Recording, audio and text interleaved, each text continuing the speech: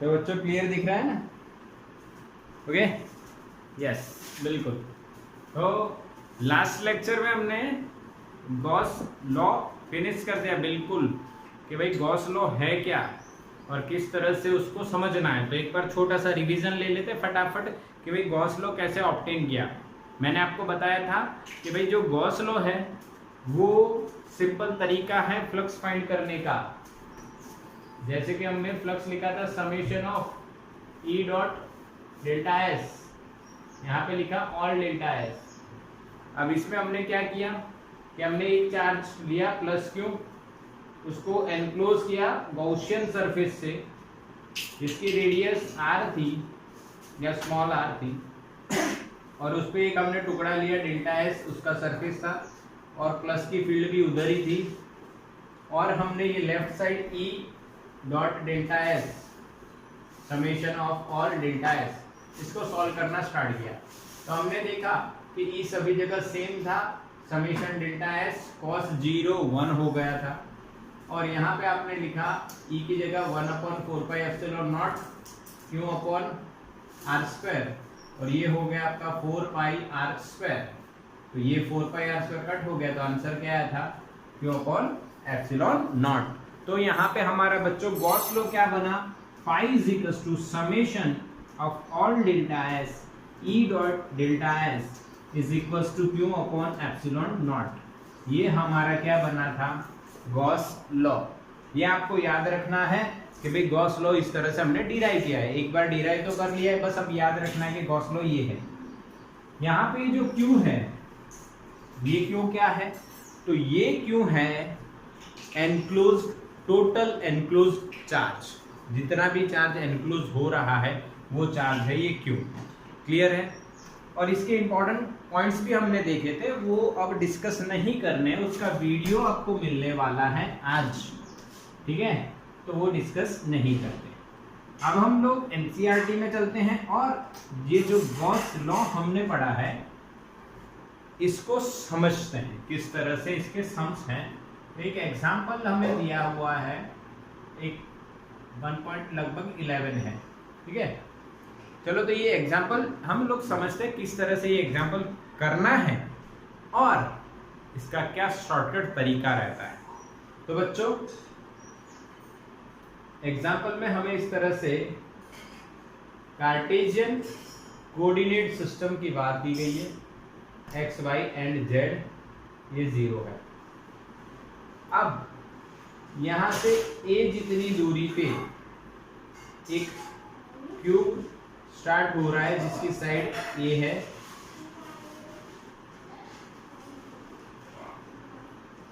ये क्यूब रखा गया है। इस एरिया में इलेक्ट्रिक फील्ड सिर्फ एक्स डायरेक्शन में है और उसकी value alpha X raise to 1/2 है। X is the distance from origin, okay? और वाई और जेड डायरेक्शन में इलेक्ट्रिक फील्ड 0 है, जिसको हमें कंसीडर नहीं करना है। समझ में आया? क्लियर? ए की वैल्यू आपको दी है 0.1 मीटर और अल्फा की वैल्यू आपको दी है 800, और उसका कुछ यूनिट दिया है मीटर रेज टू 1/2 न्यूटन पर कूलम, या ऐसा कुछ दिया है, न्यूटन पर coulomb into meter raise to 1/2, जो भी आप एनसीईआरटी में देख सकते हो। 800 मुझे वैल्यू याद है इसलिए मैंने ये लिखी। अब हाँ, बना सकते ना, न्यूटन पर coulomb into meter raise to 1/2। आप कहोगे सर यही से बना दो ना, इसका न्यूटन पर कूलम और ये नीचे गया मीटर रेज टू 1/2। ओके, अब यहाँ पे 2 क्वेश्चन पूछे गए। पहला क्वेश्चन टोटल फ्लक्स, दूसरा question total charge enclose by this cube. समझ में आया? क्वेश्चन समझ में आया कि नहीं बताइए?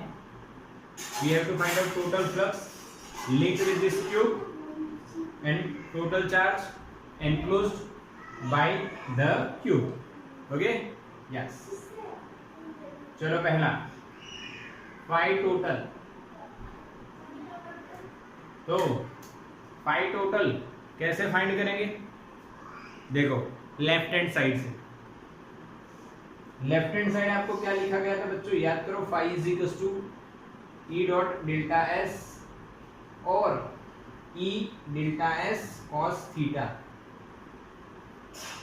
यस, अब यहाँ पे आपको एक नॉर्मल लॉजिक दे देता हूं। हमें सरफेस एरिया देखने पड़ेंगे कि भाई कितने सरफेस एरिया है। तो ये क्यूब है, तो क्यूब के पास 6 सरफेस एरियाज होते हैं, 6 साइड होती है, तो 6 एरिया हो गए। अब आप जिस भी रूम में बैठे हो वहां पे आप देखो, ऑब्जर्व करो, तो उसकी 6 साइड होंगी, 4 दीवार होंगी, वॉल्स, और एक सीलिंग है और दूसरा floor. Total 6 sides are there. आगे ना कितनी साइड है बच्चों? 6 साइड है। क्लियर हुआ? अब उस 6 साइड की बात करें तो उस 6 साइड रो में से जो 4 साइड है, मान लो आप इलेक्ट्रिक फील्ड इधर मानो, तो ये जो रूम की जो 4 साइड हैं, ये चारों का एरिया का वेक्टर इलेक्ट्रिक फील्ड को परपेंडिकुलर होगा। देखो, ऊपर वाली साइड का एरिया इधर, तो ये एंगल हो गया 90, ये वाली साइड का इधर 90, ये वाली साइड का इधर इलेक्ट्रिक फील्ड के साथ 90, और पीछे वाली का पीछे इलेक्ट्रिक फील्ड के साथ 90। ये तो चारों जो एरिया हैं, ये वाले यहाँ पे बता रहा, 1 2 3 और ये 4 पीछे वाला, इनका अगर आप एरिया का वेक्टर देखो तो वो फील्ड से हमेशा परपेंडिकुलर रहेंगे। तो परपेंडिकुलर है तो cos 90 0, तो उनके फ्लक्स 0। तो 4 फ्लक्स तो लिखने ही नहीं है, सिर्फ 2 ही फ्लक्स आएंगे इन एरिया के। एक ये मैं डैश डैश कर देता हूं, ठीक है?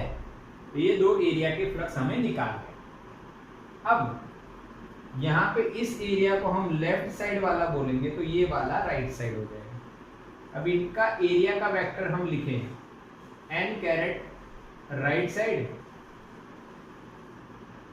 और यहाँ पे n कैरेट लेफ्ट साइड। ऐसे लिख सकते हैं बच्चों, राइट एंड लेफ्ट। पक्का? यस। तो यहाँ पे फ्लक्स राइट का प्लस फ्लक्स लेफ्ट का। अब फ्लक्स लिखना है तो आपको क्या लिखना पड़ेगा? E delta S cos theta. या तो बच्चों आप डायरेक्ट ही कर सकते हो, डायरेक्ट ही कर सकते हो। डायरेक्ट कैसे करोगे? देखो, किसी का माइक ऑन है बच्चों? देखो, डायरेक्ट इलेक्ट्रिक फील्ड लिखने हैं पहले हमें राइट साइड पे। राइट साइड पे इलेक्ट्रिक फील्ड कैसे लिखी जाएगी? तो इलेक्ट्रिक फील्ड का इक्वेशन तो ये है, तो अल्फा एज इट इज। आप जिस राइट साइड पे आओगे तो x कितना होगा? a प्लस ए, 2a की 1/2। तो ये हमने इलेक्ट्रिक फील्ड लिखी, alpha x raise to 1/2 into, फिर आएगा एरिया। ये क्यूब है और उसकी साइड का जो मेजरमेंट है वो a है, तो इसका एरिया कितना हो जाएगा बेटा? a²। और इलेक्ट्रिक फील्ड और इसके एरिया के वेक्टर का डायरेक्शन सेम है, तो cos 0। E delta S cos theta हो गया ना, E delta S cos theta. बोलो, समझ में आया? आके ना मैसेज करो, बिल्कुल सिंपल तरीका बताया मैंने। प्लस, अब लेफ्ट साइड चले जाते हैं, वहां पे पहले इलेक्ट्रिक फील्ड, फिर एरिया, फिर cos थीटा।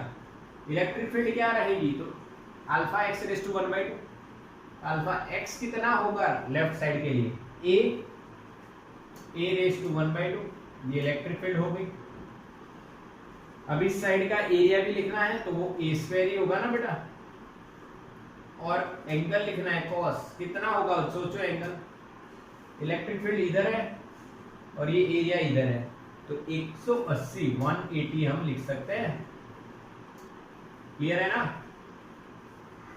बिल्कुल क्लियर, कोई डाउट नहीं। अब हाँ, यहाँ पे 2 चीजें कॉमन आ रही है, एक है अल्फा, दूसरा है a की 5/2 पावर।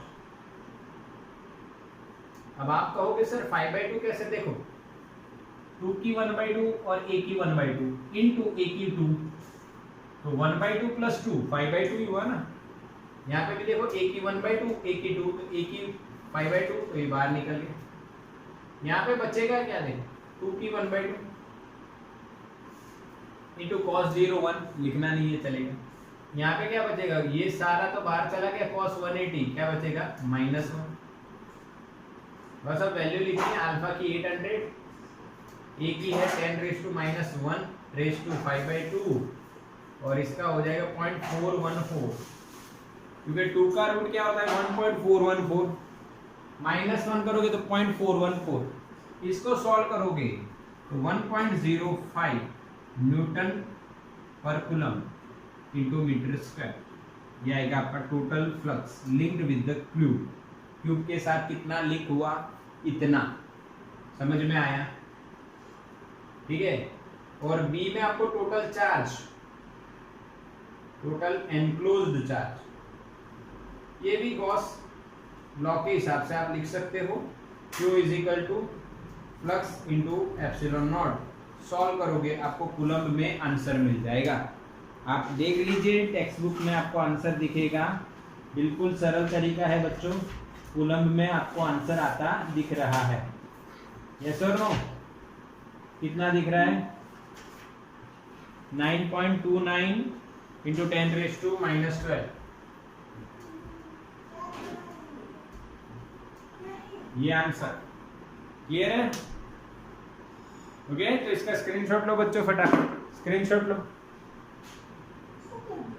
तो ये सब समझ में आ गया, मैंने रिकॉर्डिंग स्टार्ट करे बिना ही सफाई चालू कर दी, इसलिए डायग्राम थोड़ा ऐसा दिख रहा है। चलो 12वां नंबर का सम बेटा सेम टू सेम है, ये जैसे किया वैसा का वैसा ही है, कुछ भी नया नहीं है। हाँ, पर एक बढ़िया चीज उन्होंने ट्रिक थोड़ी बना दी। आप सोचोगे ऐसा कैसे, इसीलिए तो सम है। देखो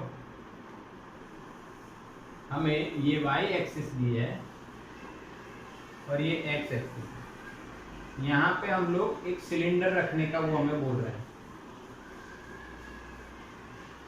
ये सेंटर है, उस सिलेंडर की जो लेंथ है वो 20 सेंटीमीटर है, और ये जो पॉइंट माने इधर से, ये जो है x इज इक्वल टू -10 पे है और ये वाला x is equal to +10 centimeter पे, ठीक है। इस तरह से एक सिलेंडर रखा गया है।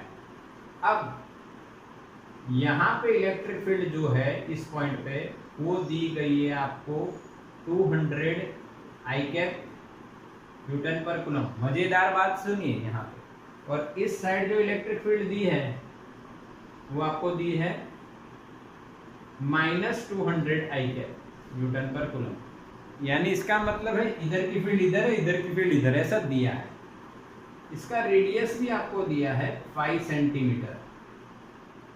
अब बहुत सारे क्वेश्चन पूछे कि हर सरफेस के साथ कितना फ्लक्स होगा, ओके, और टोटल फ्लक्स कितना होगा, ये सर्कुलर जो कर्व्ड सरफेस है, सिलिंड्रिकल सरफेस है, उसके साथ कितना फ्लक्स होगा, सब कुछ टोटल चार्ज। तो हम लोग फाइंड करते हैं पहले फ्लक्स विथ राइट साइड, फिर फ्लक्स विथ लेफ्ट साइड, फिर सिलिंड्रिकल, तीनों फ्लक्स में मैं आपको बता देता हूँ, और फिर टोटल फ्लक्स। एनसीईआरटी में एबीसी दिया हो, कोई बात।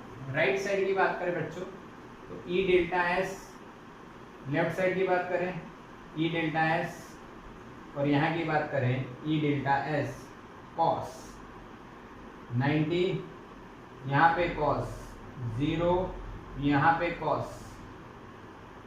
या आप ये करो ही मत ना, डायरेक्ट डॉट करो, क्योंकि यहाँ पे आई जे के रेट दिया है, तो E dot delta S right के लिए ई की value 200 I cap dot delta S I cap ही होगा, क्योंकि इसका जो एरिया अगर आप लोगे तो वो इधर ही जाएगा एरिया का वेक्टर। अब आई कैरेट डॉट आई कैरेट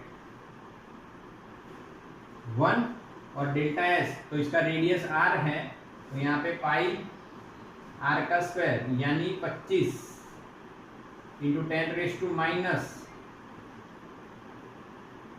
का स्क्वायर 4। तो ये आपका आंसर, ये 2 जीरो यहाँ पे कम हो जाएंगे, तो 50 पाई इंटू 10⁻⁻² यानी फाइनल 5 पाई इंटू 10⁻⁻1। समझ में आया? हाँ के ना? न्यूटन पर coulomb into metre square. Message करो, समझ में आ रहा है बच्चों? तरीका देखो दिखाई दे रहा है, मैंने सिंपल तरीका बना दिया, बस कैलकुलेशन लंबी चलती है और कुछ नहीं है, बिना कैलसी के कर रहे हो उसमें।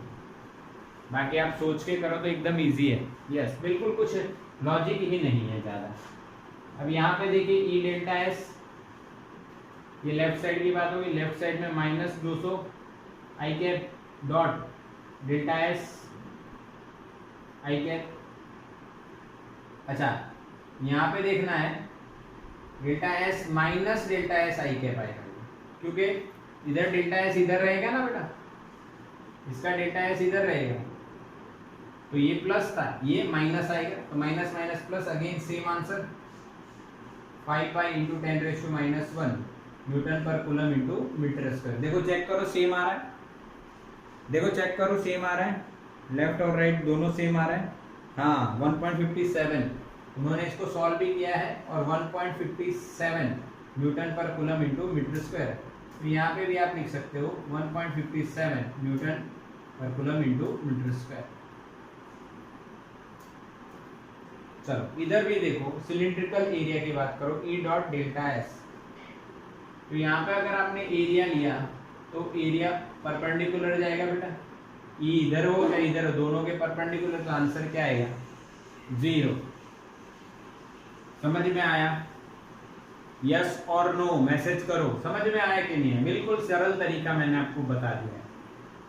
अब हम टोटल फ्लक्स निकाल रहे हैं, 5 right 5 left plus 5 cylindrical surface. तो राइट में 1.57, ये दोनों का भाई डबल करना है, तो 157 का डबल क्या होगा? 150 का 300 आके ना, 150 और 150 200 हो गए, 300 हो गए, और 7 और 7 14, यानी 314, यानी 3.14 न्यूटन पर कूलम इंटू मीटर स्क्वायर। सही है आके ना? This is total flux. और हमें टोटल चार्ज भी पूछा है। टोटल चार्ज कितना होगा भाई? Q is equals to 5 into epsilon naught, 5 की वैल्यू 3.14, एप्सिलॉन नॉट 8.854 इंटू 10⁻⁻12। सॉल्व करो, आपको आंसर मिलेगा कूलम में, और कितना आ रहा है? सॉल्व करो तो 2.78 into 10⁻⁻11। This is the final answer of total enclose charge by this cylinder. क्या आया समझ में? यस और नो? बिल्कुल इजी है, एकदम इजी है। देखो ध्यान से बेटा, प्रैक्टिस जरूरी है, बट अगर सम नहीं आ रहा है तो मुझे डाउट पूछ लो, बाकी इसमें सिंपल तरीका मैंने लगा दिया। स्क्रीनशॉट ले लो इसका।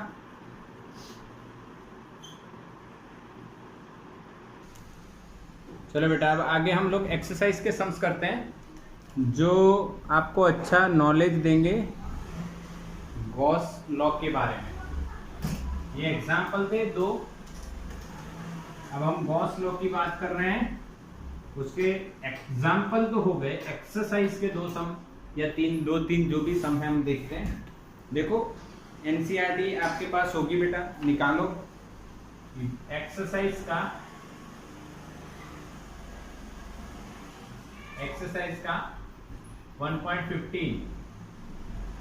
1.15 नंबर का सम देखो। उसमें एक इलेक्ट्रिक फील्ड दिया है हमें, कितना दिया है वो देखो, 3 इंटू 10⁻³ आई कैप न्यूटन पर कूलम इतना इलेक्ट्रिक फील्ड है, और वाईजेड प्लेन में एक 10 सेंटीमीटर का स्क्वायर रखा हुआ है, तो उसके साथ कितना फ्लक्स लिंक होगा पहला। यानी मैं यहाँ पे आपको बताना चाहता हूं, समझना है, बिल्कुल ट्रिकी क्वेश्चन है। X Y and Z. YZ plane में आपने एक स्क्वायर रखा है जिसकी साइड 10 सेंटीमीटर है, तो इसके साथ कितना फ्लक्स लिंक होगा। तो इसका एरिया डेल्टा एस, ऊपर ये डायरेक्शन में होगा, तो फ्लक्स पूछा है तो आप लगाओगे बेटा ई dot delta S. Electric field 3 into 10⁻³ आई कैप। एरिया 10 सेंटीमीटर कितना मीटर होता है, 10⁻⁻1 मीटर। और स्क्वायर का एरिया साइड का स्क्वायर होगा, हाँ के ना, एल स्क्वायर, तो इसका स्क्वायर करेंगे 10⁻²। और एरिया का वेक्टर एक्स डायरेक्शन यानी आई कैप, तो आंसर आएगा 30 10⁻³ - 1 यानी 10 इंटू 3 30। आई डॉट आई 1 हो जाएगा, यहाँ पे क्रॉस नहीं डॉट आएगा बेटा, आई डॉट आई 1 हो जाएगा। तो न्यूटन पर coulomb into metre square, this is our flux link with this surface. समझ में आया? ओके, बिल्कुल क्लियर है। अब एक बात नोट कर लीजिए आप, यहाँ पे मैं आपको एक शॉर्टकट लॉजिक दे देता हूं, जल्दी से समझिए। इलेक्ट्रिक फील्ड की डायरेक्शन हमें एक्स में दी हो तो सरफेस जो है वो पैरेलल हो, यानी वो YZ में हो, तो फ्लक्स कितना मिलेगा, E डेल्टा S। अगर वो XY और XZ में होता तो फ्लक्स हमें मिलेगा 0। इसका मतलब क्या है ये समझिए। अगर यही प्लेन XZ में होता या XY में होता, तो XZ में होता तो उसका एरिया इधर आता, इलेक्ट्रिक फील्ड X में है और उसका एरिया आता Y डायरेक्शन में, तो दोनों परपेंडिकुलर, तो E डॉट डेल्टा S क्या हो जाएगा, 0। समझ में आया? फिर अगर इलेक्ट्रिक फील्ड Y डायरेक्शन में बच्चों, तो देखो एक शॉर्टकट बनने वाला है। तो अगर surface parallel to the XZ है तो फ्लक्स मिलेगा E डेल्टा S। अगर वो XY है, अगर वो YZ है, तो आंसर क्या आएगा, 0। समझ में आया? अब यहां से आप देखो X में है इलेक्ट्रिक फील्ड, X डायरेक्शन में, तो सरफेस में का जो प्लेन है उसमें X आया तो 0, X नहीं है तो E dot delta S। Y में है इलेक्ट्रिक फील्ड, तो सरफेस के जिस प्लेन के पैरेलल है, XZ के पैरेलल है, तो E डेल्टा S। पर अगर Y आया तो 0। इसी तरह Z में भी बन जाएगा बेटा, Z में भी बन जाएगा ना। Z का देखो सेम, यहाँ पे XY में हुआ तो E डेल्टा S, और अगर XZ और YZ Z आया तो आंसर क्या आएगा, 0। क्या ये शॉर्टकट समझ में आ रहा है बेटा, कि बाउंस जा रहा है?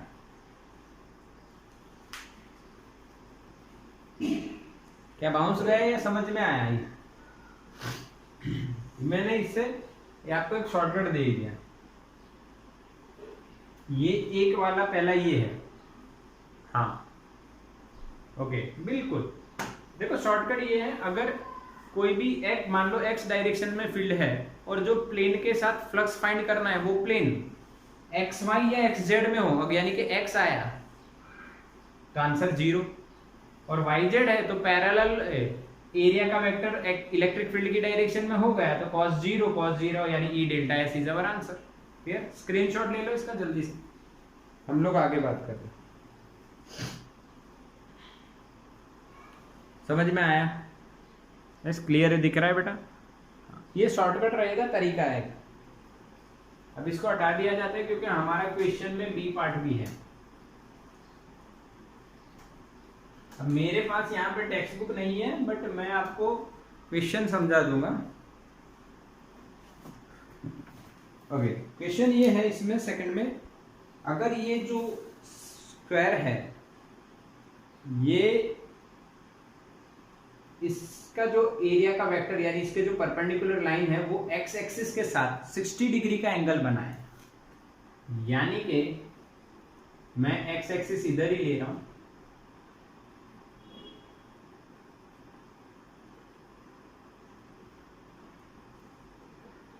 ओके। अब इलेक्ट्रिक फील्ड एक्स डायरेक्शन में है, वो प्लेन ऐसा रखा जाए, मान लो ऐसे रखते हैं, तो ये डेल्टा एस जो है वो एक्स के साथ कितना एंगल बनाए, 60। तो ई और डेल्टा एस का एंगल कितना होगा यहाँ पे 60 डिग्री, तो फ्लक्स कितना होगा बेटा, ई डेल्टा एस cos 60। अब cos 60 1/2, ये तो फाइंड किया हुआ है, ई डॉट डेल्टा एस ये तो फाइंड कर लिया है, उसका आधा यानी 15 इज अवर आंसर। क्या बच्चों समझ में आया?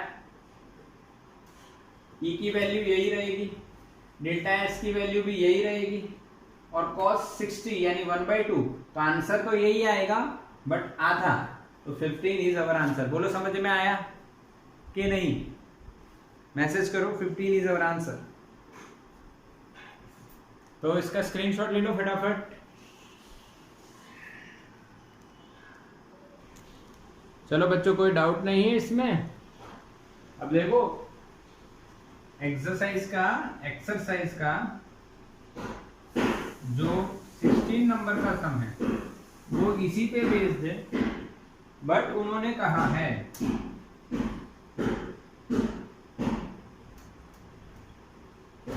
कि यहाँ पे क्यूब रख दिया जाए,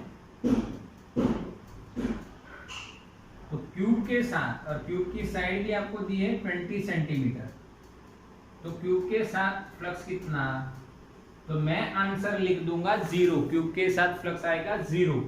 रीजन, मैंने आपको इंपॉर्टेंट पॉइंट्स पढ़ाए हुए हैं कि भाई अगर एक्सटर्नल फील्ड में, ये एक्सटर्नल फील्ड हुई इलेक्ट्रिक फील्ड, उसमें आपने कोई क्लोज सरफेस रख दिया तो उसके साथ लिंक होता हुआ फ्लक्स 0 होता है।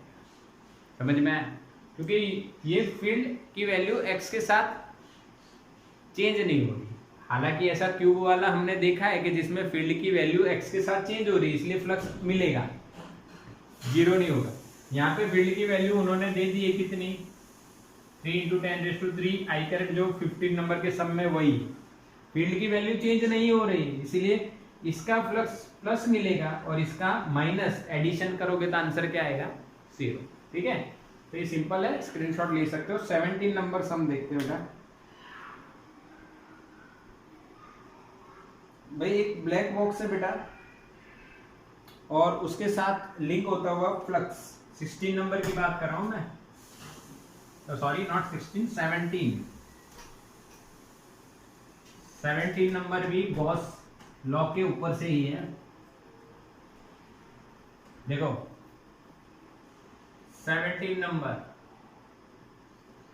एक ब्लैक बॉक्स दिया है, उसके साथ लिंक होता हुआ फ्लक्स हमें दिया है, फाइंड किया गया है कितना, 8 × 10⁻³ न्यूटन मीटर स्क्वायर पर कूलम।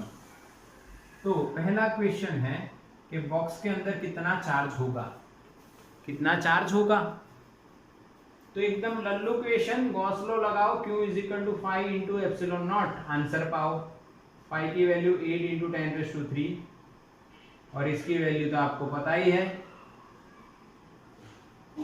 ये सिंपली आप कैलकुलेशन करके सॉल्व कर सकते हो और आपको आंसर मिल रहा है 0.07 माइक्रोकूलम, ये आंसर मिलेगा बच्चों। सिंपल है ना, गॉस लॉ लगाओ, phi = Q/ε0, Q निकालो इस तरह से। दूसरा पार्ट इसका है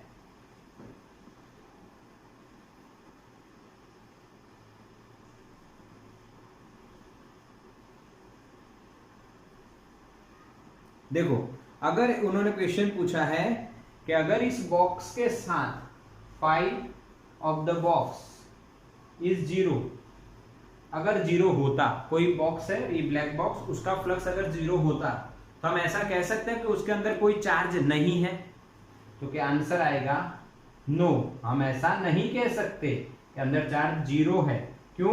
क्योंकि ऐसा भी तो हो सकता है बेटा, अंदर चार्ज हो, एक क्यों हो, दूसरा माइनस क्यू हो, यानी हम ऐसा कह सकते हैं टोटल एनक्लोज चार्ज जो है वो क्या होगा, 0। टोटल चार्ज 0 होगा, कोई चार्ज नहीं है ऐसा नहीं कह सकते। समझ में आया?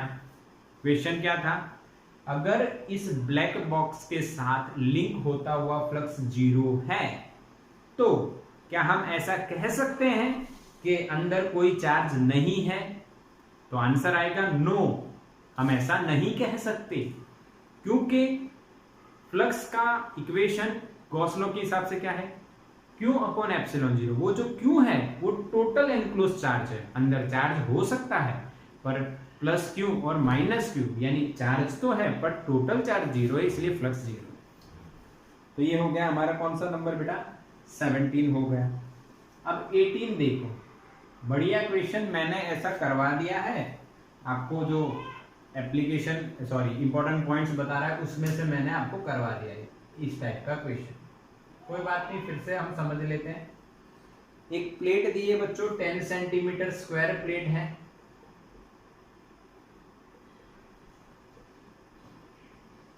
और उससे 5 सेंटीमीटर ऊपर एक पॉइंट है।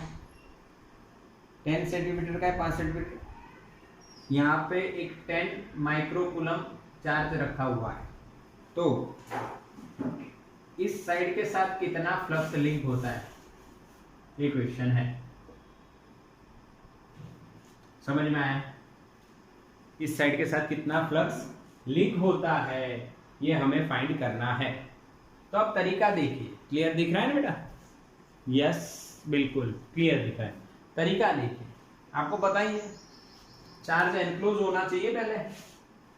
तो ये जो प्लेट है बच्चों 10 सेंटीमीटर साइड, इससे 5 सेंटीमीटर ऊपर एक 10 माइक्रोकूलम है जो एनक्लोज नहीं हो रहा है। तो इसको एनक्लोज करने के लिए हमें यहाँ पे 10 सेंटीमीटर ऊपर जाके एक क्यूब का फॉर्म बना देना है। अभी एनक्लोज हो गया। तो फाइट टोटल कितना हो जाएगा, 10 माइक्रो अपॉन एप्सिलॉन 0 आके ना। तो फाइव कितना होगा, फाइव टोटल अपॉन 6, छठा पार्ट होगा ना बेटा। कितनी साइड होगी इस क्यूब की, 6 होगी ना। तो ये तो हमें सिर्फ इस एक के साथ फाइंड करना है, तो क्यूब बाई 6। तो हमारा आंसर आएगा 10 micro upon 6 epsilon 0 newton metre square पर coulomb. This is our answer. और सॉल्व करने के बाद ये आंसर आपको कितना मिल रहा है, 1.88 10⁵ 1.88 इंटू 10⁵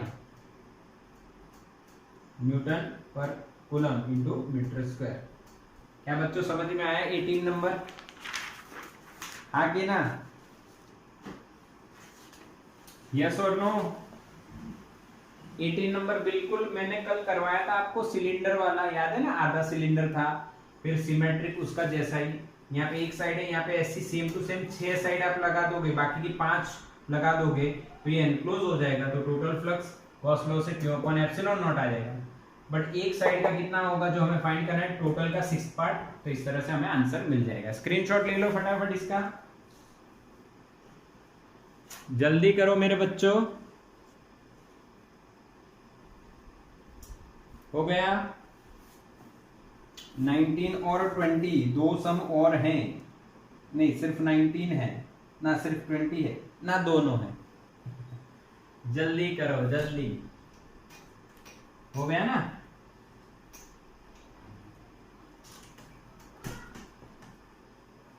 तो हम पहले 19 नंबर करते हैं, फिर 20 करते हैं।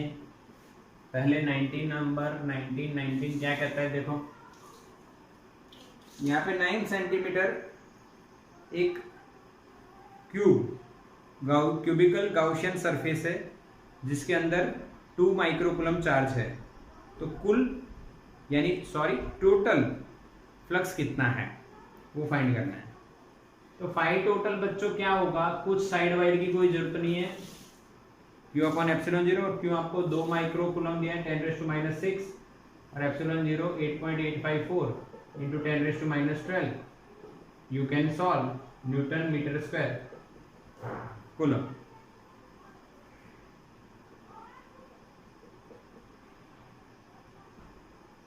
This is our answer. आगे ना बच्चों, यस और नो?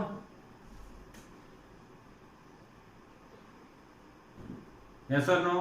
क्लियर ना? हाँ आया, बिल्कुल बिल्कुल इजी है। चलो सेकंड 20 में देखो, 1.20 में 10 सेंटीमीटर रेडियस वाली एक स्फेरिकल गॉसियन सरफेस है और उसके साथ लिंक होता हुआ, यानी एक गॉसियन सरफेस है स्फेरिकल और उसकी रेडियस दी है 10 सेंटीमीटर। उसके साथ लिंक होता हुआ फ्लक्स हमें दिया है -1 इंटू 10⁻³ न्यूटन पर coulomb into metre square. Okay, तो पहला क्वेश्चन पूछा है, इफ गाउसियन सरफेस की रेडियस है जो 3 गुनी कर दी जाए तो फ्लक्स कितना, रेडियस जो है वो 3r कर दी जाए तो फ्लक्स जो है वो फाई ही रहेगा। Phi dash is equal to new radius r dash is equal to 3r, phi dash is equal to 5। आपको पता है रेडियस पे डिपेंड नहीं करेगा, क्योंकि फाई का इक्वेशन क्या होगा बच्चों, q अपॉन एप्सिलॉन 0, वहां पे कहीं पे भी रेडियस नहीं आएगी। समझ में आया ना, बिल्कुल सिंपल, रेडियस पे डिपेंड नहीं करेगी। और दूसरा क्वेश्चन है, यहाँ पे जो अंदर चार्ज होगा, पॉइंट चार्ज है मान लो, उस पॉइंट चार्ज का वैल्यू क्या होगा, तो वो तो आपको आता है q is equal to 5 into epsilon naught, 5 की वैल्यू -1 इंटू 10⁻³ और ये 8.854 इंटू 10⁻⁻12, आंसर आएगा -8.854 इंटू 10⁻⁻12 है यहाँ पे -9 कूलम, नैनो कूलम, और -r इसका मतलब नेगेटिव चार्ज अंदर एनक्लोज हुआ, इसीलिए फ्लक्स नेगेटिव आया है। बोलो क्लियर बच्चों, आगे ना। उसके बाद के जो सम है एक्सरसाइज के, वो गॉस के लॉ के एप्लीकेशन के। अभी तो ये नॉर्मल गॉस लॉ के हमने क्वेश्चंस किए, एक्सरसाइज के किए, 2 एग्जाम्पल किए और 4-5 एक्सरसाइज के सम्स भी किए। तो बच्चों गॉस लॉ और उसके सम्स आपके बिल्कुल पक्के हुए, ठीक है। तो इसका स्क्रीनशॉट ले लो फटाफट।